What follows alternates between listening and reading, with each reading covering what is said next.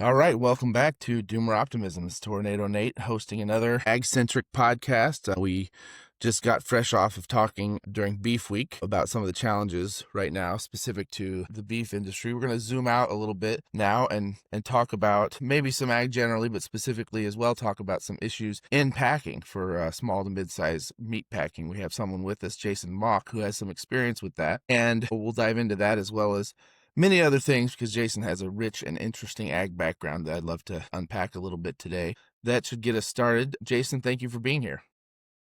Thanks for the invitation, Nate.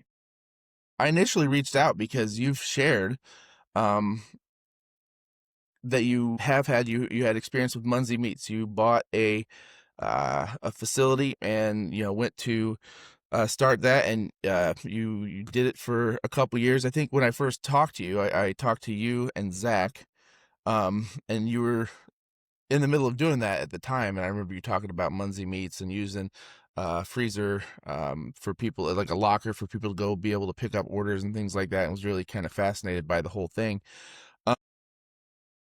But I wonder just if you wouldn't mind giving us just a little background of your experience doing that, and then we can kind of dive into sort of some of the things you've learned, because I know you ran into a lot of challenges with that. Sure. Yeah. So 2020, the year of COVID, was really the whole motivation. I had never grown up, or even in the 5 years previous, say I really want to buy a meat company. It was just kind of an emotional response to the shelves being empty and the prices being through the roof. And I thought there was opportunity there, and met a gentleman in town, and seeing what he could do with a company there in town, I just kind of put it together and took the risk. But it was really dependent on the personnel I had kind of around me that was interested in doing it. So what was the place you bought? Like what kind of facility was it? And sort of what was the initial sort of vision of what you were hoping to build? So it was a cold dungeon. I think it was 12,000 square feet of cold storage with no windows. It's just a one. By cold It storage, you had mean like freezer, like below like a big freezing? freezer. Yeah, we had Okay. two big freezers, and the rest had to be at 40 degrees. And we had a little office up front. But Munsee Meats had its origination was 1957, and they had built on to that facility starting in the mid 60s. And they had the McDonald's contract, the Burger Chef contract, large contracts, and they were just shipping out hamburger patties at a massive scale. They were doing 15 million in the late 70s, kind of when everyone's just puffing on unfiltered cigs and eating at the supper club every night, drinking bourbon. And as consolidation, corporations just kind of gobbled up all the mom and pops, they just kind of shrunk with that size. Mm-hmm. And there wasn't really a big purpose for them other than servicing the Bob's bars, the Tom's bars, and all that stuff that was centric around the factories and all that stuff from that time period. So when we called around, this gentleman that had owned the company had been on that decline. I mean, he'd been making money for himself, but slowly shrinking the size of the business. So he had 4 employees. He's seeing all his restaurants close down. So we actually met him in the parking lot, and he told us the lowest bid that he had for the place. And it was about what the trucks were worth in the parking lot. I mean, there was just zero value in his lens of going forward. So we got it for a very reasonable price and just took the risk. And then, so I assume we'll just I want to look at some of the obstacles and hurdles you had to overcome. I'm guessing, so when you moved in, were there certain ways that he was grandfathered into certain things and that you had to re-up and meet a lot of new regulations that he just hadn't had to? I wonder what the process of meeting regulations was like. For sure. And that was the big challenge and awakening where we felt good about getting in there, getting our people. And then we had our meeting with the USDA about 2 weeks into, and I had a whiteboard, and we just kind of explained the vision over the next year, which was a lot to metabolize right from where we were at. The previous model was just cutting up box beef, and the trim would just go to another place, another business to make sloppy joes. So we were wanting to grind hamburger, sell retail, and then eventually start slaughtering our own animals at another facility. So it was a lot of regulation. And, you know, we were trying to be as forthright and on it as much as we could. Okay. And so Munsee Meats to start with, like they didn't bring in live animals. They brought in um Just national beef. You just get a big ribeye and you just cut it, and the trim goes to hamburger. That's about as simple. And a shit ton of tenderloins, because every guy drinking 3 Miller Lights eventually wants a tenderloin, and they were selling, 70% of their business was pork, just tenderloins, hamburgers. mm, yeah, all those Midwestern tenderloin Yeah. everywhere. Every Midwestern county has 4 or 5 places that make a tenderloin the size of a dinner plate. So a lot of it was that. Now, so the beef, national beef, would come in a box, and then you'd cut it into the specific cuts for retail, and then the trim you had to send to someone else because you at the time Yeah. couldn't do anything with it. Like you weren't legally allowed to do anything with it. Right. Right. And he was so stream barred. He had molded himself a profitable business with just 3 or 4 guys showing up and just chopping it out and just kind of shutting down the rest of the facility. A lot of Mhm. those rooms he didn't even use. So it worked for him, and then we kind of had bigger ideas, and that just created a big challenge. So you were wanting to slaughter too, right? Was that at a different facility you were wanting? Like, That was in a different facility, yes. so you procured that too. You got the place. You uh, tell me about that. So there was the adjacent high school, about 8 miles of county roads towards the west. Little slaughterhouse there, and just stopped in and found a gentleman that had just bought it and kind of remodeled it in the last 2 years. And we started working with him for him to kill for us and bringing those carcasses into Munsee Meats. So we did that with him for about a year.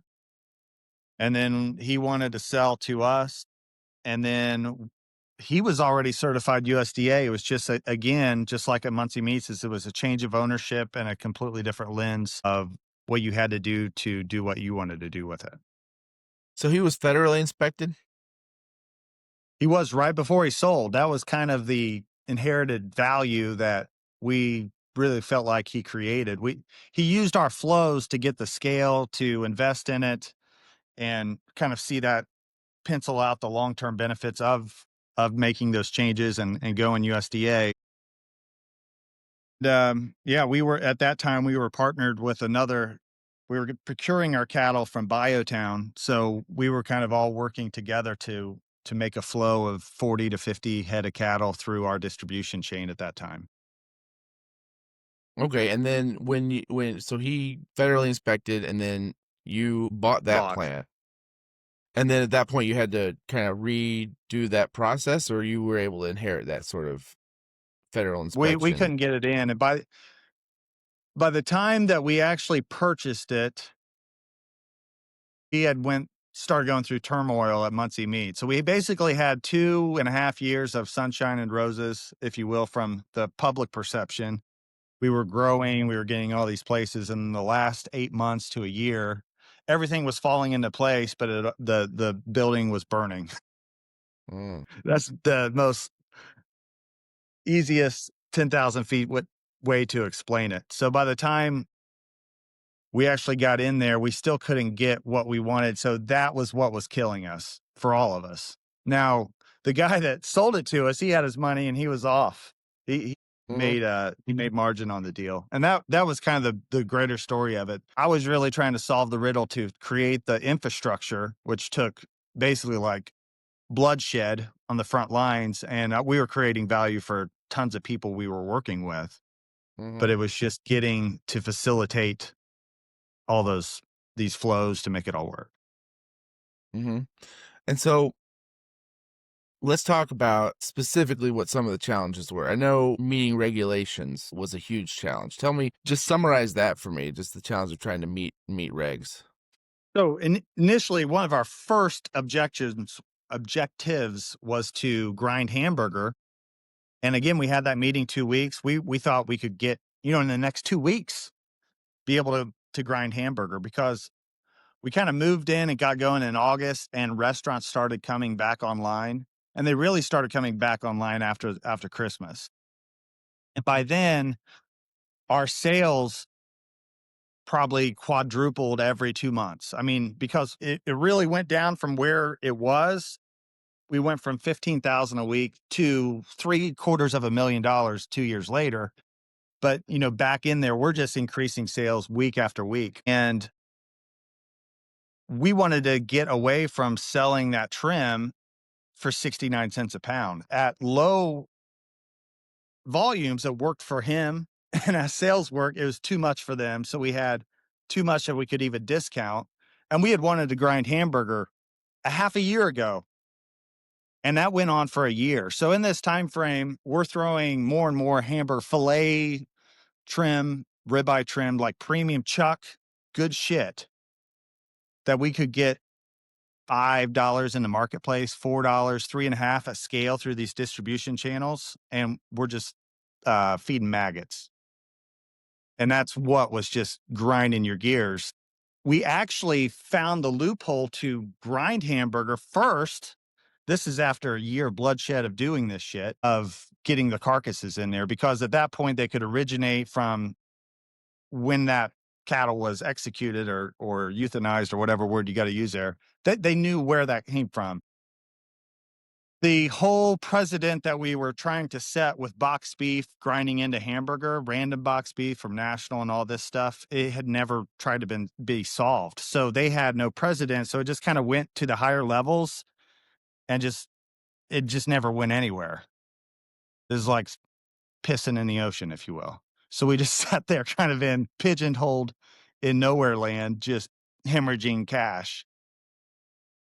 So it was a really odd obstacle that manifested just out of few people that cared, and as it went up, it just never came back. So it was kind of a different sort of model than the USDA was used to working with, and so they just kind of slow walked the whole thing because sounds like they didn't really have a plan, didn't want to deal with it. Is that fair? Exactly. Yeah. Meanwhile, that's a very expensive problem for you to have to deal Yeah. with, on your end, Meanwhile, first while they're thing I dragging think their about feet. when because I'm Um, pulling into the parking lot, and at the dark, it's 4, 5, 6 in the morning, and you can just smell the dumpster. It just instantly reminds you of where you're at, and, yeah. yeah, that's But did I my make much sense? The that's my carcass margin right there that's rotting. Oh, yeah, more than that, yeah. And, these systems that we got into where with the fundraisers and all that stuff, that was pinned up ideas that we were sitting there on that we couldn't do. So, in a way, it almost made us sharper as everything came online. We executed things well and created new vectors of value, but it got us behind on eventually kind of the capital and everything started drying up and we were just scrapping, literally. How do you have an estimate how much time and money that whole just the meeting it like the federal regulations cost? That would be at least, I mean, just from a value perspective, the value of the hamburger is minimal compared to the trouble I did to kind of go around that. Cause we were using like 4 different places to kill animals to bring those carcasses in all over the state. So we were burning all this fuel, all this time, all this stuff when we had it right 30 feet away from the table. So I would say we threw away maybe $500,000 worth of product at least, but the whole system made us a million or two more inefficient. And that was here's the whole scheme, and I'll say this probably many times, but at 10,000 feet, we bought the company for $200,000. So when I'm saying these big margins, I didn't come in with enough capital and guns ablazing to take on this riddle. I was undercapitalized. I didn't think it would be that big of a deal. And it just ended up costing X of what I had imagined. And that was the problem. Yeah. Yeah. Um, so Because we immediately got run there. But anyway, go ahead. Well, I was just you kind of ran into a buzzsaw. It sounds like a buzzsaw of regulation, and this is what people talk about all the time when they talk about food inspection problems. Is you have to have the federal inspector there on site. You have to there's just so many rules that the huge facilities, the giant ones, they design their whole systems around these regs, and they just kind of become check boxes, and this is how you build it up front, and it's streamlined because the regulations are sort of matched to the industrial processes at this point, and so it's relatively smooth up at that level. But because those regulations are written for industrial sort of plants, when you're kind of at a smaller scale, you're trying to meet these regulations that are very expensive, as you're pointing out, but it also seems like they don't necessarily make sense for the purposes of keeping food safe. And it doesn't sound like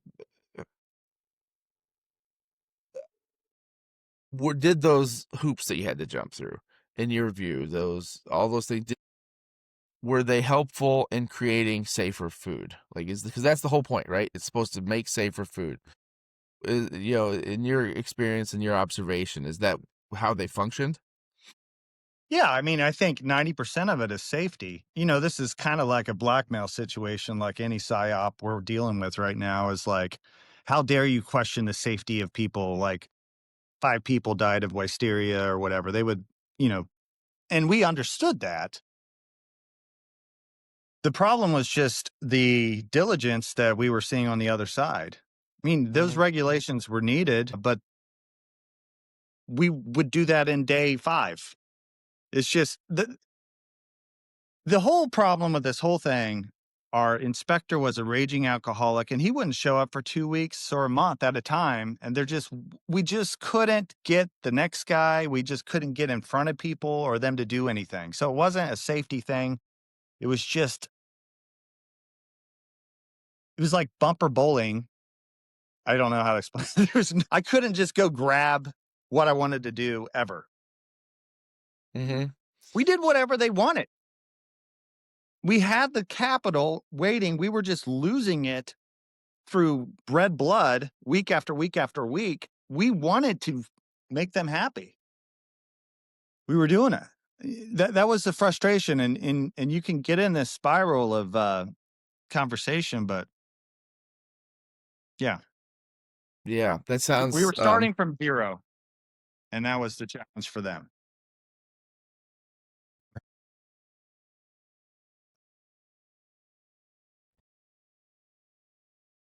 all right. So the USDA challenge obviously is tremendous, and then jumping through those hoops, and we want food safety. Everybody wants safe food, but it just sounds like the burden that placed on you was sort of not very efficiently administered, and probably over over time just added a ton of cost, a ton of extra time, a ton of extra cost.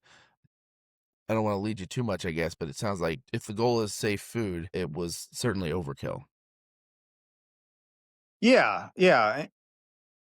What I would appreciate, and what if I had any stake in it, a meeting where I had the attention of RFK or whoever would be trying to solve and make more infrastructure regionally or more local food, is I would love to pay the person between me and the end goal a fair wage to just be employed and engaged in my cause, my interests. The impediment was I couldn't pay them, and when I pushed, it almost repelled. And that is the whole problem, is they use that firewall, and you see that in every aspect of our food. We have a confined feeding operation, we have a middle management, an upper management, and there's 3 or 4 firewalls between the interface and the end user. And they can systematically use those firewalls for the interests of just, I could get really in a death spiral here about the control of the government to our food source, but it can be as simple as just a farmer selling his milk directly to his neighbor, and it goes up from there. And I think the challenge was getting through the bureaucracy and the red tape of even opening up that option of having smaller distribution of beyond. the constraints of custom exempt, buying a quarter, and the existing lawfare in place, and what I was trying to do, which was just basically sell the hamburger from the adjacent farmer to the school or Mhm. the just the neighbor. Yeah, exactly. So that's when the goal from my point of view, right? The goal is to grow food and get that food to people without going through a Byzantine chain of bureaucracy and corporate processes, right? Which is how it works Yes. now. That's how our food system is now. A farmer grows food and then sells whatever they grow as a commodity, and it goes through this corporate chain to turn from a basic commodity into something that you eat. And every step of the way, like you said, is administratively kind of firewalled by some gatekeeping organization who's going to take a little Hmm. bit of their piece, and slow things down and make things hard so that they can take their piece. And by the time you get to it, it's been through a bunch of different hands, and it's been through a lot, a huge chain of custody. That has added a ton of price and has had a lot of profit extracted from it, but you, the grower, didn't really reap a very large portion of that. I mean, I think I talked with Mike a couple weeks ago, and we went from like at 80 cents on the dollar for producer making, the live animal they sold. They'd take 80 cents of the consumer dollar, and now it's like 15 cents. And that's because everybody is, set up all these administrative firewalls. Now, it's all done in the name of food safety, or a lot of it is, at least with this inspection process. But we can kind of see how that process has sort of been, maybe hijacked, use the word lawfare, kind You of like think? it certainly Okay, let didn't me work in ask you your this interest. question. Yes. If they're so concerned to the exact inkling on my facility, what happens? Like if you have a Virgin Mary and she goes to Vegas on a trip with girls and they get drunk and spend 10 hours in a limousine with some dudes or something. That's the analogy, but like how do you know what happens exactly to the inkling in Argentina and you ship that into our country and just stamp a USA sticker on it? I mean, that's the maddening thing here 3 or 4 years later of being that onto it's like we're at war with Main Street to just empower Wall Street with everything. That's what makes you mad on the whole thing. Yeah, and I wanted to, and I appreciate you being willing to talk about it. And I definitely, the name of the show here is Doomer Optimism, and so we have to not, in my view, shy away from the part that is really frustrating and painful and doomish. Like you look at this and you're like, man, it is hijacked. Our food chain Yeah. is completely hijacked, and it's occupied, and it's occupied by very powerful forces.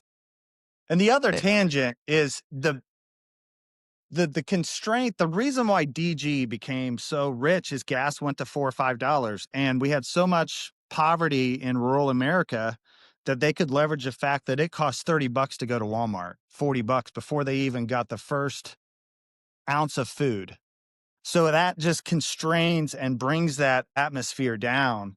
And that's exactly what's happening with our meat policy. Now you have to buy a quarter. And the same thing, no one is going to have the deep freezer, the infrastructure, or the loot to just spend $500 on beef and lose their power and lose it. And that's just the whole constraint of the difference and why this is where we are.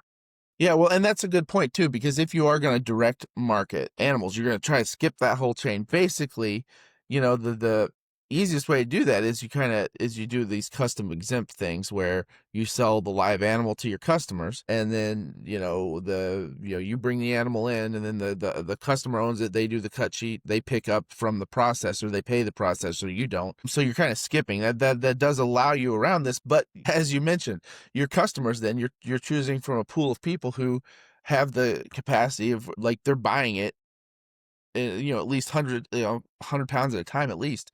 So that's a very small pool of people that you're marketing to. Yeah.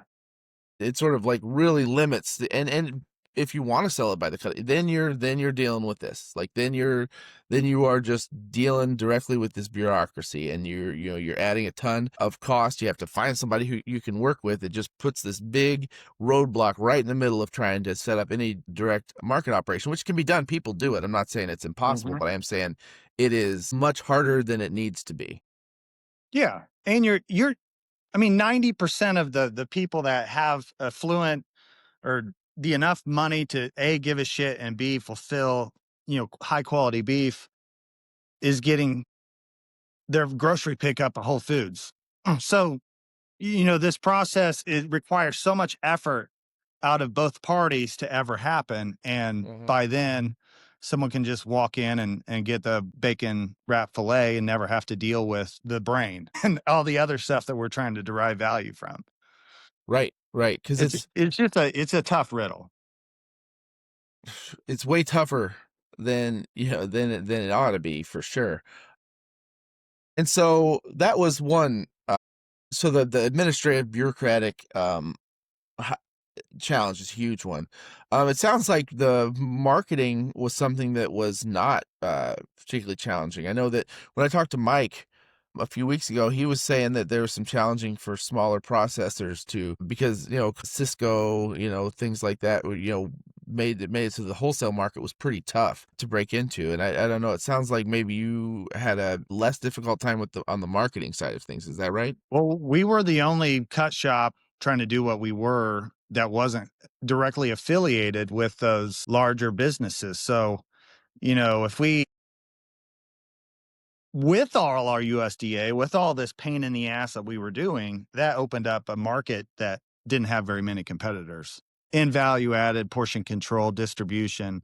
So we were able to get very large, high volume contracts to employ our investment in the patty machines and the packaging. I mean, all this was put together to create those revenues, but we just weren't whole in the whole process. So it was there, and we were building the whole retail side at the same time. And those were things that we could do with that USDA certification that you can't do without this big investment, without this big headache. So what kind of retail? Tell me about the kind of retail things you were trying, and the wholesale, because it sounds like with a lot of those pre-cut value-added things, you were also doing. You had restaurants, you had some wholesale We were opportunities as we well. were sourcing at a time. There was over 1,000 restaurants using at least some part of our product, whether that's a tenderloin, hamburger, steaks, and we had about 50 SKUs of different imaginations, things that you could do with meat. So that was going into restaurants. That was basically our wholesale going through Cisco, a distributor to the north. There was I can't, Delco in Indianapolis was one of our main distributors. So we had volume of 3 or 4 main distributors and then our own old legendary accounts, which was probably 250 restaurants, Bob's Bars, just locally owned Gin Dandies, different regional locally owned restaurants. We basically sourced all their meat. So that it got the volume, and the retail side, we started making, created an automated fundraiser. So we would go to schools, churches, organizations, they would just blow out an email to their group and they could choose of one of 3 beef boxes and we would give 25% back. Now, the difference between our wholesale and where things were priced retail, I mean, we were selling like bulk hamburger wholesale for $2 and the retail market was, $5. So we could give away 25% and package due to the efficiency of that transaction wasn't about Munsee Meats, it was about the basketball team.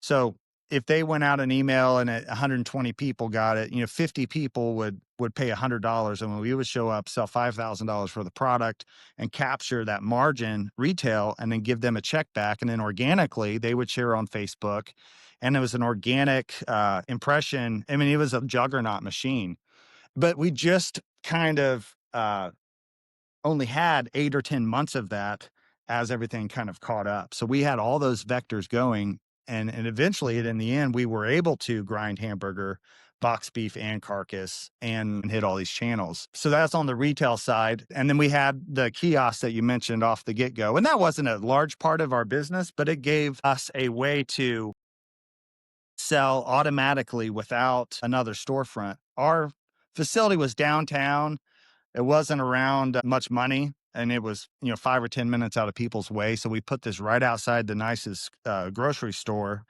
and people could just pick up their order with a QR code. And Hmm. we had some decent sales out of there, but it wasn't enough to keep our business afloat. So you were able, so people go online, make their exact order, and then that order would be placed in this cooler kiosk, and then they could just Uh-huh. come with, they had a code or something, come open that locker, take their order. Yep. So that was part of the problem. I had notifications on my phone, and if I kept it on, I mean, it'd just ding all day. If we had up to 10 or 15 fundraisers going on all at the same time, we were making transactions with the kiosk. So online, our online sales, Munsee Meats was right there, 5, 6 million sales, seven there at the end. You know, we were selling 1 million online. It was great. It was dinging. It was just inefficient the whole way.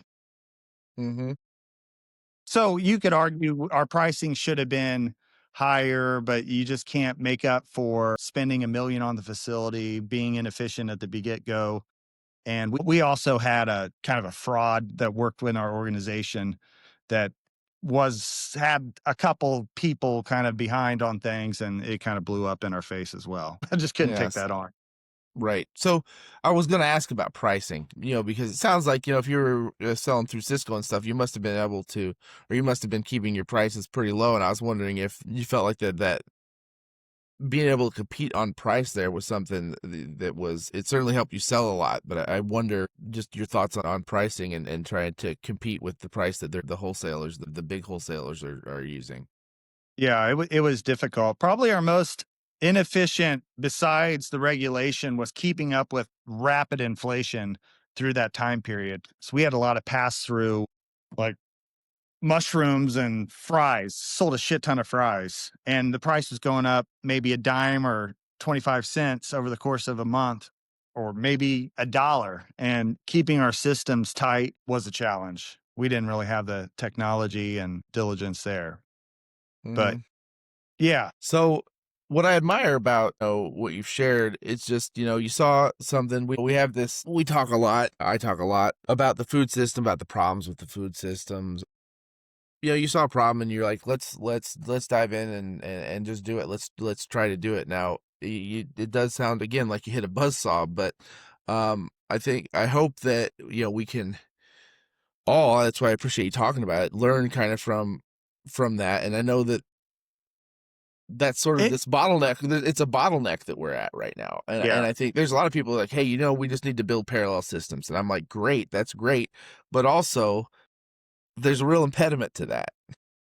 Yeah, and I wanna say, I talk more about the growth and the problem with the whole reason we did this is to be able to empower the small farm and create brands for people and create distribution for these farms. And just we talked about where we are, where you gotta buy the quarter, you gotta do the cut sheet and these big transactions. Is it needed to do everything that I had to go through to get to where I thought we needed to be as a means to an end? No. And, you know, this conversation should be just flushed out of people's memory in a couple years, because they shouldn't have to go through what I did to Mm. to try to accomplish this feat. It should just be a lot more simple, and then it just works. Because at its simplest form, Monty Bottom's a friend of mine that lives pretty close to you around He lives, Galesburg. yeah, he lives right. I know Monty. I can't think of the town. It's like Christian or Christian. He lives near Kiwani. I don't know if there's a smaller town, but he Okay, lives near further, yeah. Kiwani. But he's got a 220 plug-in and a shipping container. There are a gazillion shipping containers. There's insulation for days. Hmm. Just 220 shipping container nodes. Our distribution network, if I want a toilet paper, it's going to be there that night if I want.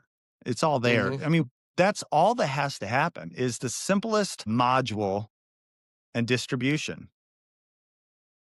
That's what we should be talking about, is imagining, what I do with on the farming thing is I imagine something better. I go out with a hoe, my calluses and my imagination. I put seeds in a garden at the smallest scale, and I do it to imagine how I can scale these concepts and get more efficient. That's how simple our food could be. Yeah. If we took the diligence from regulation and they met the farmer halfway, and they imagined the simplest concept of butchery every 20 to 50 miles that goes into these modules of distribution that may be close to the DG or where people are already accustomed to, but it's a complete shutdown and threat to the existing monopoly. And that's where the war is really at. It's not that hard to imagine, right? Like, I mean, we did it, go back in time 50 or 60 years. It's not like rocket science. Like, it's not that hard, actually. And like you said, the advances that we have in sort of distribution and cold storage is easier than ever at this point. Yeah. Like it's not rocket science. This isn't actually, it wouldn't be a hard problem to solve, I don't think, if we could just actually freaking solve it. Yeah, the biggest problem they had in the 60s was if a cow got out and they shot it with a gun, they're like, "It don't taste right when they get out." There was somebody was chopping up animals every small town, live Mm-hmm. animals. Yeah. So it's not hard to imagine. I think this is where we get into a bit of a paradox sometimes, though, because it's Yeah. like, okay, if we could just do things, right? If we could just set this up, it wouldn't be that hard of a problem to solve. However, we have sort of corporate interests that have sort of captured things. And your story is a good example too, because, right, like you tried to comply with all of these things and eventually you just ran out of money because you're just a guy, you know? Yeah. But if you're a corporate entity trying to do that, you can eat it. You can just eat it. You can eat it. You can eat it. You can eat it. You can eat it until you get over the hump and then you're fine. Right. But because they have deep enough pockets to do that, they know, hey, we're going to have to spend X in regulatory fees. Fine, no problem. We'll just do that. We'll get over the hump and then we're good. Like, but that shuts out, I mean, most regular people who can't just be like, yeah, I can just $5 million up front to just jump through bureaucratic hoops. People can't do that. And so there you're setting up a huge barrier. So we have just massive collusion between government and corporation. I don't know how else to look at it. It's a collusion between these two entities. So then it's like, well, okay, the goal is to just be able to build another system. This entity, this corporate government hybrid, stands in the way of that. And so it's like, well, on the one hand, how do you go around it? You really can't. You can either direct market quarters, right? Or you have to go through it. You have to go through it. And so in my view, But it's like, who's the well, boogeyman, Nate? I mean, who's the boogeyman is this idea that we're gonna fucking shit our guts out if we eat rotten meat or die, and I get that, but you got enough booze. Like if I can right now, if I wanted to kill myself, I could lock myself in the garage. I could shoot myself, or I could just go down to the DD or the liquor store or the gas station and just drink Mad Dogs, 4, 5, 6 in a row and die. There's just tons of distribution of stuff that will kill you. You have to get this shot, you have to get whatever. These conversations don't have the boogeyman to back up all the restrictions that we've created. right, exactly. It's like It's sperm, it's seed, it's the simplest things. It's I'm gonna pull on this cow tit and give milk to my neighbor. That's the inherent problem in this whole thing. I like that point you're making a good deal, because nothing in life is completely safe, and we're trying to get.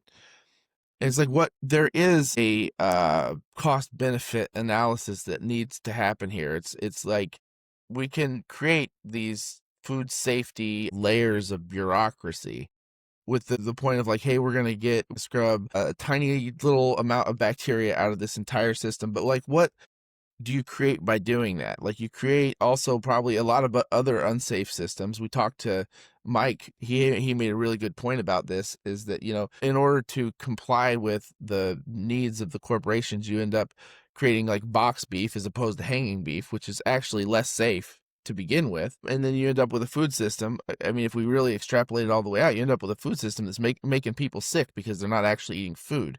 And it's like, well, that's the end point here, is because you become so obsessed with, quote, food safety as is measured by eggheads and bureaucrats, that you actually create a food system that's terribly fucking unsafe. I mean, our food system is not safe for people, obviously, by the rates of chronic diseases. It's not working. It creates way more catastrophic results. So anyway, I was just echoing your point about kind of like the myopia on food safety when we talk about this, creating a system that's actually much more dangerous than just a direct going from farm through a processor, not necessarily layers and layers and layers of it, but somewhere where it can be killed and processed and then to somebody's plate. It's way harder than it needs to be. And so I want to come back to this paradox, because okay, so we have this food safety regime, we have this public private collusion to that just in fact makes it hard to create this direct line and a more regionally based food system.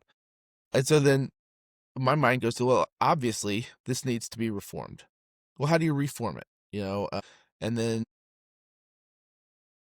that's sort of the paradox of the problem. You want to reform it. Well, what are you going to how are you going to reform it? You got to go through this public private monstrosity to find some lever to pull to help to weaken the hold of this thing, this death grip that this thing has over the Well, it would food system happen we have now. naturally with regulation from the bottom.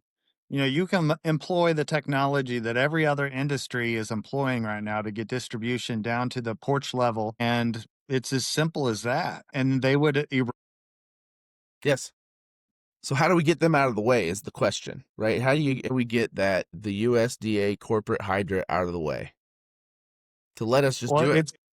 yeah. I mean, it's a mix of a lot of things, but first and foremost, we sell American beef before we ever touch anybody else's stuff. It's ridiculous that there are I get it, people want bananas and all that, but, there's really not a lot of cases, especially with beef, to where we even have to have interest outside the United States.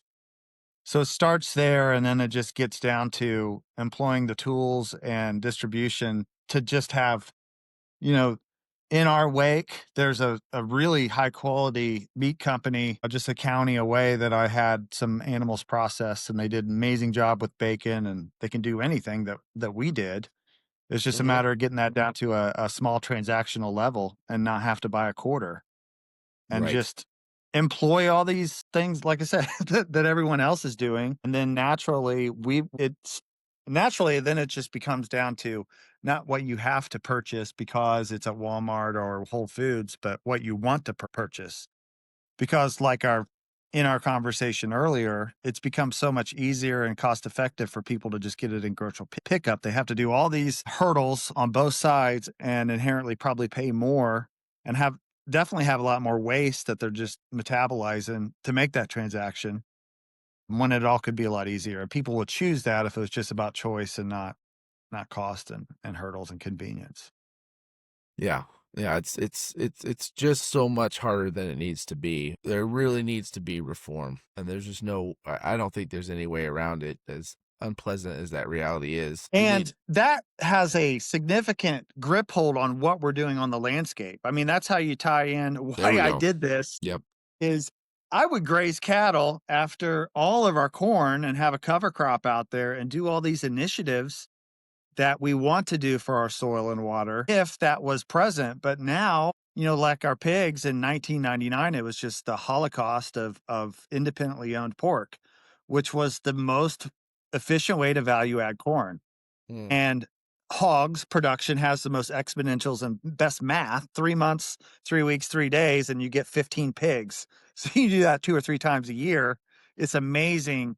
But that's what we've taken control of. We've taken control of the boar going on top of the sow, getting his nut off, and we've got food. And that corn that's in the bin can, in less than a year, turn into pork. And we get back there step after step after step, and it's really like going backwards in time and then just integrating all the technology that we have. And with Ring doorbells, my wife sees me right now, having this conversation. We can surveil things if we like and just have touch points, and it's pretty easy to imagine. It is easy to imagine. So let's do that a second, because that's sort of I think if there's optimism here, it's the fact that everything exists to actually make something better happen. The raw materials there. It's possible. So let's think about what that would look like, going from like, and we can even zoom out a little bit because, I have done things that I know a lot of people admire as far as like the relay cropping and whatnot. And you just got back from this acres conference. So like, let's tie it to the production side and like what do we have the capacity to do here? Like if we could just if we could just look at what would a food system look like that we could do if we were able to get some of these, hurdles out of the way, if we were able to get some of these administrative hurdles out of the way, if we were able to get rid of this sort of unfair competitive practice of these corporations out of the way, what could we build?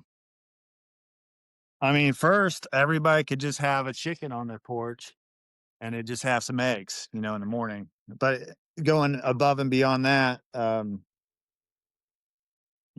what I go around and travel and talk about is imagining dual value acre where, and that's where we could be, where we have interest, the farmers who want to do their grain side and the livestock side, and they're not confined to buildings or the where our animals are grown now. They could be out on the land, and everything would change at that point. Our biggest existential, and I hope not to piss off a lot of your listeners here, but this climate deal, it may have some weight, but our existential problem is our aquifers are going dry, our soil is sterile, it's dying, and everything would be abundant if we would just get livestock and food back on the land and actually grow what people want to eat. And meat is the simplest form. We can turn photosynthesis from into grass or herbs and shoot the animal and distribute it right there. We're talking about dismantling the big food system. We need to dismantle basically everything, and people wouldn't get their hard-ons, driving brand new John Deeres and all the shit that we do. It would be a completely different paradigm. But that's really where we need to be if we don't just call bullshit on all these circle jerk groups that meet and talk about all these big initiatives about climate change. It would change everything if we would just get animals back on the landscape. This solves all of our problems. Animals, And it solves all of our threats. It creates national sovereignty. 100%. And it's interesting because I'll I talked to a year or so ago, Austin Frericks. He wrote the book Barons, which is a great look at the food system and sort of the corporate owned food system. And he comes to the exact same conclusion, right? And he's more, he's not necessarily, he isn't coming from like when you talk like this, someone might think, oh, he's against climate change action, oh, conservative, right, whatever. People want to code everything everybody says a certain way, but Austin comes from a different perspective. He comes to the exact same point of like, we just need to get animals back on the land, and that's a fact. It's from where I sit, it looks exactly the same way. And I think I am a person who thinks that, like, yeah, climate change I think is a problem, but so what? That doesn't, the conclusions that people are drawing with that and how they think they want to solve it, it doesn't follow. We need, like, the aquifer problems, the ecological problems. I mean, if you look at what's happened in the Midwest in the last 100 years, right? It's been an ecological Armageddon. We went from Yeah. having some of the most fertile, abundant life on any ecosystem in the world to, growing one plant at a time over almost the entire acreage, and then it laying fallow for another half of the year. Like, And this let's is, be honest, Nate, the rural America, when you get completely void of livestock, I'll let this chicken go. Okay. When you get completely void, it turns into a third world country. I mean, I know people have pride in their property and there are nice places, but I drive all over this country just imagining that I'm going to run into like some mom and pop kitchen restaurant and just this dream of something I'm going to be surprised by. And it's the same thing. It's Casey's and it's poverty. And then there's a nice farm here and there. that's There's some right. nice communities, and it's just unraveled That's right. because It's we're empty. exporting every piece of value. Like right now, it's 20 degrees, and just having this hen on my chest, I can just feel its heat, and Mm-hmm. it's acting like a blanket, and the tangent there, get this, is just taking the livestock, takes the manure away, which in itself, we might fight in Morocco trying to get their phosphorus, or up in Canada. We need all this globalism to fill in the unwholeness because we've unraveled everything. You can't You live. took the pigs, the manure away, the livestock, and we're just completely dependent on global corporate commoditized food. You can't have anything resembling a healthy ecology without animals. Like, it just doesn't work. Like, it does not work. And so when you have the pure monoculture environment, you're committing yourself to all these inputs you're talking about. And you're stuck. So I've said this, I've apologized 5 times about tangents, but what I speak about when I go talk about intercropping is participating in the best part of the math, the best part of the curve. So I can plant, say, a quarter of the wheat seeds and get 80% of the yield. So I'm just capturing more free things. So going back to my previous statement, we're unleveraged. We're forced to compete with these huge machines like you saw with me with the meat business, when really we could all just create value with 50 or 100 different things on our farm and just capture that logistical value just because I'm next to the next guy. I don't have to figure out how to commoditize and compete on this huge scale and have Catholic butt sex. And we had some, this is a really dirty, you may edit this out, I don't know, but we had some girls that still claimed their virginity, but they were doing it in door number 2. And I think that kind of describes all the stupid shit we do in distribution and farming, and to say we're doing it a certain label, a certain way to greenwash, and it could just be a lot simpler. A lot of words there, but yeah. It's yes, it's all obfuscating some very simple truths, and all of those serve a purpose, right? All of these obfuscations, these verbal tricks, these climate initiatives that I agree with you about, like all these things obscure what could be much simpler and much more effective. And those obscurations aren't accidental. They all lead to someone else having power, control, and money over a transaction that doesn't involve them. It doesn't need to Yeah. involve anyone else. These are already like, no, we need to do it this way, or we need to do it that way. You should do it this way. All of those initiatives just end up extracting value, extracting power. And it's why the Midwest is empty. The Midwest has been under economic attack for decades, like just relentless assault for decades and decades and decades. And what I'm interested in now in particular is because I think that, and this sometimes I think makes people mad, but I think that I'm interested in how I think farmers and ranchers right now are kind of, not that everybody's been asleep, but I think a lot of people are waking up to the fact that there's been some decisions made. There were decisions made 50, 60 years ago that there's a part of the hollowing out of rural America in part happened because of some of the decisions that farmers made. They went along with, the big tractor, like there were some choices there that were made that went along with creating this system. In other words, I have a lot of sympathy, and I'm friends with farmers. I love farmers, but also like some of this is kind of, made our own bed in a way.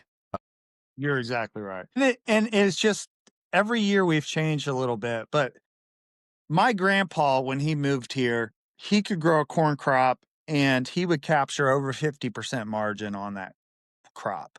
He could take 20 head of pigs and buy a pickup truck. And as they were forced, they would get more horsepower, they would get better. It turned that culture in agriculture from working with one another to being survivors or competing with one another. And my grandpa respected my neighbor, but they were like at war with one another. Yeah. And, you know, that's why we're at where we are.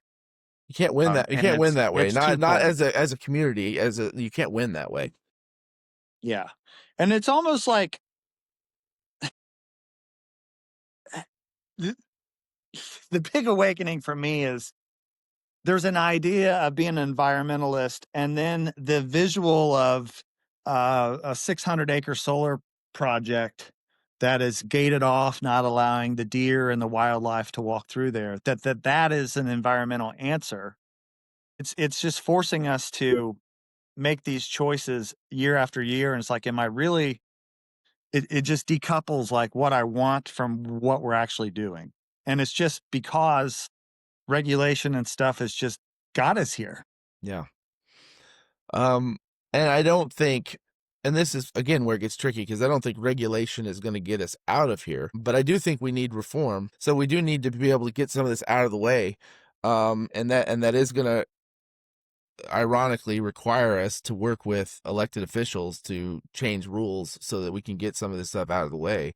because I think that is the bottleneck that's holding back a lot of creativity. Now, that's not the only problem. We also have, as you mentioned, we're economically and physically, just with people, hollowed out in a lot of these places. It's going to be hard to rebuild this without more people. The good news is, Yeah. and with land prices hard, it's just so hard for high. It's hard for people to get started, but you have to start somewhere, and we've got to start building. I Build. can tell you exactly how you would fix this in a hurry. Tell me. Yep. Yes. So when you trying to decouple from the earlier conversation, but it's in line, like the infrastructure reduction or whatever that deal was. Mm-hmm. That money came right out of the printer and went in right in the palms of corporates that had sucked dick or whatever the last few years to be in line first. Mm-hmm. And if you want to deploy capital to fix rural America, you bring out and you say, okay, here's the idea. We're going to put, instead of give everybody a check, we're going to give you 5 pounds of hamburger from 500,000 different farms in America. And you're going to decide who you like. And here is infrastructure you just make it simple for that transaction to exist.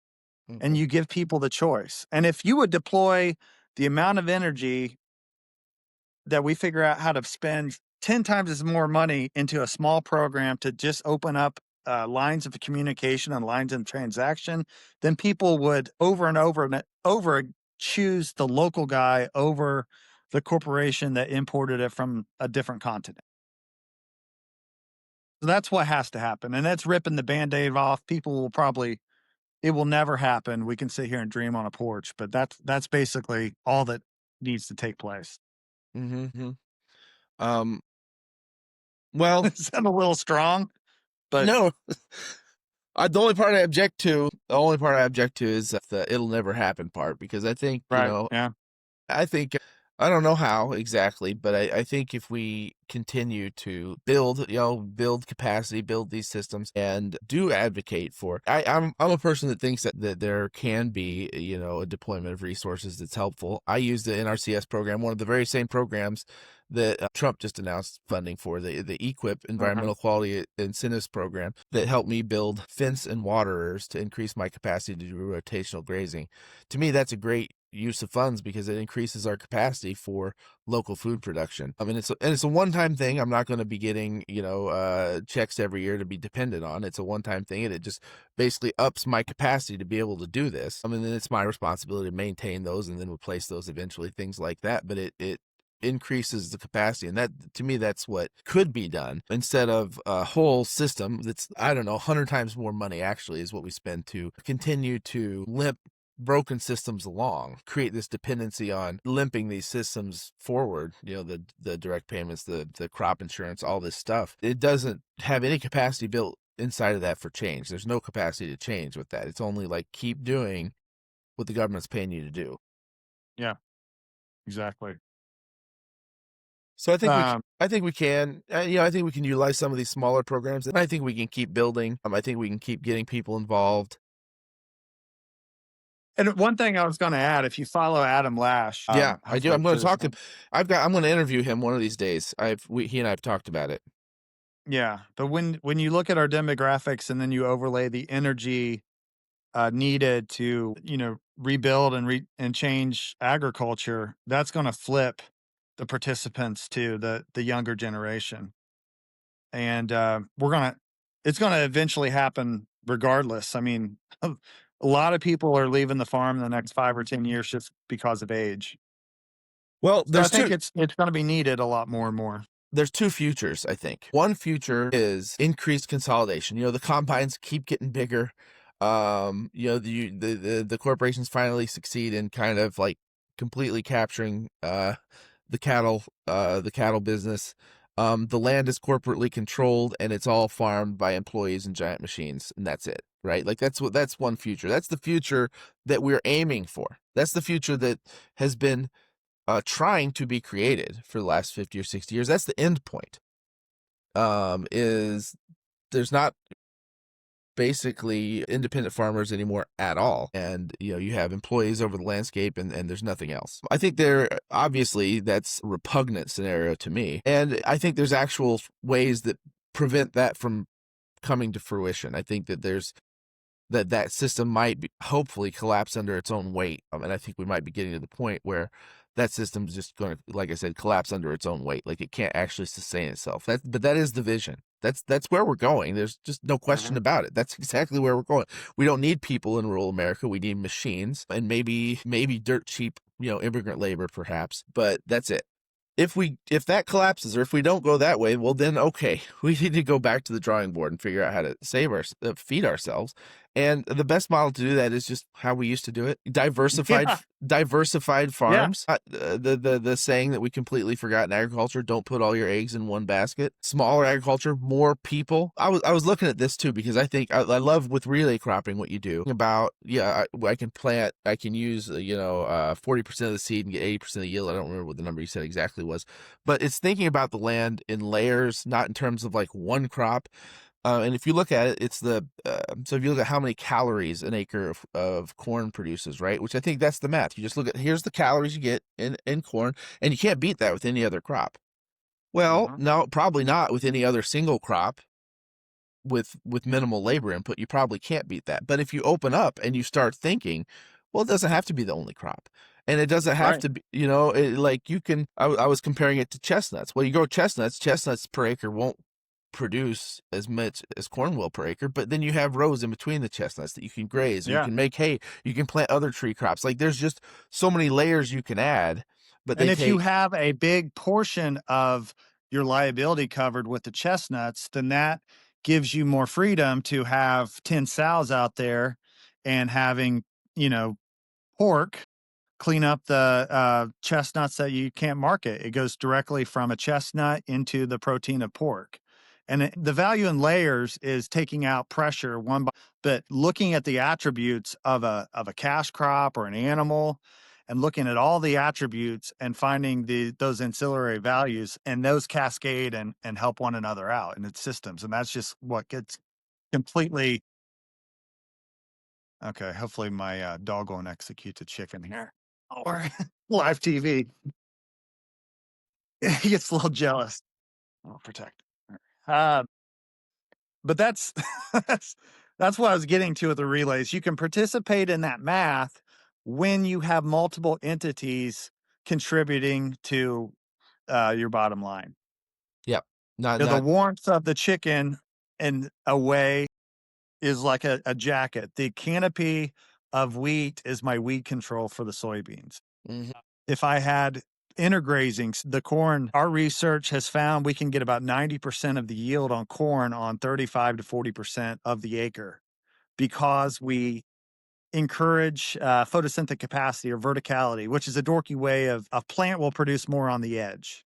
The edge is where the hawks hunt, the nuts drop. There's a lot more life on the edge, and we can scale the edge with multiple entities. So stock cropper takes that one fact that we can grow 90% corn on 40%, and we can intergraze. So this hen right here was on the backside of the stock cropper this summer. We put this hen, I bought her for like $2 at Rural King. She lived in the barn, and then we put her in the stock cropper. So in the time that it takes for a hen to actually be able to produce eggs, it was a tool for me. And in the front of the stock cropper, we had 2 goats and 2 sheep. Those 2 goats were pregnant. So we got 2 more goats.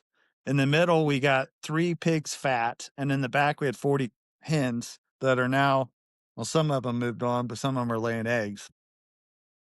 That's 10% that I gave up on yield, but I created X for that 10% that I gave up. Yeah. And that's hard math when the music is only being played for these farmers. They go to the suites at the football game sponsored by Pioneer, and they go on a vacation sponsored by Bex.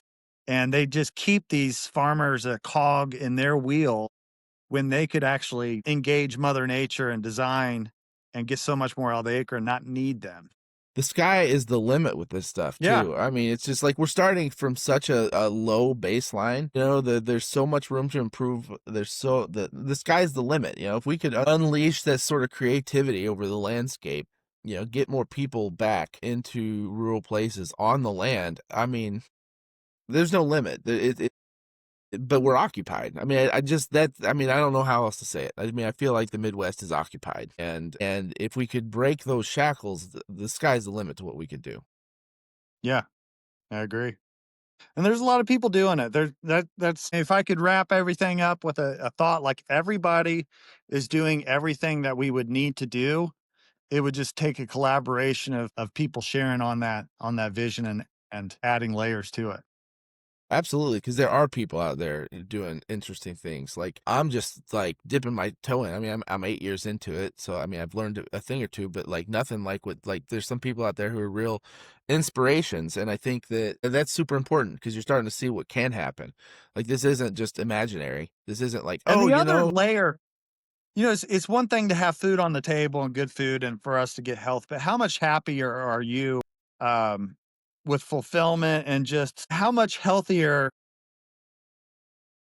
mentally are you when you are connected with nature instead of, just programmed into your phone and eating just unconnected food? I mean, don't you think if more people felt like that and there was more people from cities coming out to the country that I mean, I would argue now that violence really doesn't exist unless it's stoked purposely. But I just think our culture would just get better and better and better. Our schools, our kids would have more purpose and reason. And where I'm getting at, if we made that change sooner than later, we're going to be in a lot better position in 20 years. hmm There's a lot of movies where people go back in time and they didn't ask a girl out or something, and then their kids look different or something like that. And I mean, if we're proactive right now, I feel the reason why I give up time to do these things are I care about our future because I care about my kids. yeah. And I think people our age are thinking centrically through there, and we're seeing what is going to happen if we go on that first proposal you described just now. Yeah, a lot of people are bored and discouraged and droned out for in your community and see, how can your community set up different ways of distributing food. Talk to And it would people. change the narrative too. Instead of watching what Candace or fucking whatever was saying or whoever was saying on the news, we would be tuned in to telling our friends about a farm, about what somebody does and why they should support them. And man, it just seems like anymore they're just making us so distracted that who knows what is ratcheting in the background that it sure isn't going towards what we want. No, and I like I think you said it and I kind of echoed it cuz you coming from a different direction too is this it kind of can simply be said if we think about the reform really that needs to be made is get animals back on the land. I think that that's the best. It's great that you're sitting on your porch with a chicken. It's kind of a perfect echo of that. But living with animals, getting animals back on the land, I think that that's it. I think that that's if we did that one thing, everything would change. So yeah, I wonder any other thoughts before we wrap? No, I've been evangelistic about my farming systems, but as I have spoke now for 8 years or so and I've traveled, it's just been probably the best education. And I think practically, and I just want to encourage your listeners, eat meat, eat a lot of protein. I changed things about 2 years ago and I got a really meat centric diet with fasting and I feel younger and better than I ever have. It just literally just got rid of all my ailments. So I want to overlay our conversation. The reason why I did all this shit was to try to get to a place what we talked about where we had distribution. I care for my kids. I care for the land and the environment. Because I'm giving these projects shit doesn't mean that I want the same end goal. I just think we're distracted. But secondly, if we had our diet was eggs and milk and meat and milk and honey, um, not only we have more bees and better pollination and our environment would be is capable of producing abundant food, but we would become healthier and not need the intervention medically. We would live longer. You could we don't have to completely all turn into hippies and grow our girls grow their leg hairs out. If they want to do that, that's fine. Hey, But we would whatever. inherently just be I can testify that when I changed drinking a bunch of IPAs and having a pizza or two and into more water and meat and fasting and garden vegetables, I feel like I have enough energy to farm hard into my 70s now. I just feel young, and more people would have that energy and less brain fog and all that shit. I'm gonna have to take your advice here coming up soon. My uh since as many people who would be listening know, a year ago my house burned down, and since then my diet has gone to complete garbage. Not having a kitchen has been terrible, and it's just between stress and chaos of that, diet's gone so I'm gonna take your advice. We're about 4 weeks away from having a kitchen again, and I think that the diet you're describing needs to be in my future. About it, come here. I'll tell you a little story on this diet. So my dog here that was trying to eat the chicken, Mm-hmm. he loves it. So we get a pigs and we get a half cattle in a deep freezer whenever we run out, and we just eat some random piece of meat every night on the green egg. Yeah. It has.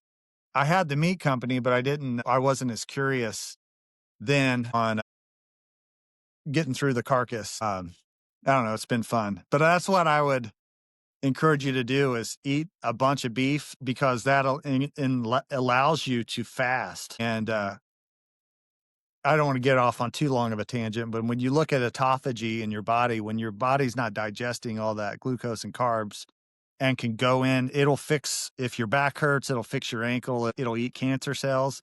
And when you look at things practically, the autophagy is just like the rhizophagy cycle. It's something that's completely new to the understanding of soil, is that your microbes, basically plants and microbes work together. The plants literally consume the microbes and release them back into the environment. And the currency is photosynthesis. So all these things, if we could have diversity on the landscape, animals, we would increase the very engine that is our existence, which is photosynthesis and the rhizophagy cycle and life. Man, I really went on a long one there. No, but that's good stuff. I love that. That's because you're tying it all together, and that's exactly Yeah. right. And I think that again, to put a finer point on it, that's what happens. You bring animals back on the landscape, you're enabling that again. That's the key move, is we do that, because then we're eating food, and you can't tell me there's not just a huge difference between a cow that lives its life on a very healthy pasture all the way to the end. And again, this might make some of my new friends in the cattle world mad, but like if you're finishing them for months on a feedlot and you're creating borderline diabetic cows, like that, there's a difference in quality of the meat you're eating too. Yeah. And that matters, and if we get animals back on the landscape, pigs are a great example. Like the way that pigs are raised in giant, like It's nose to ass.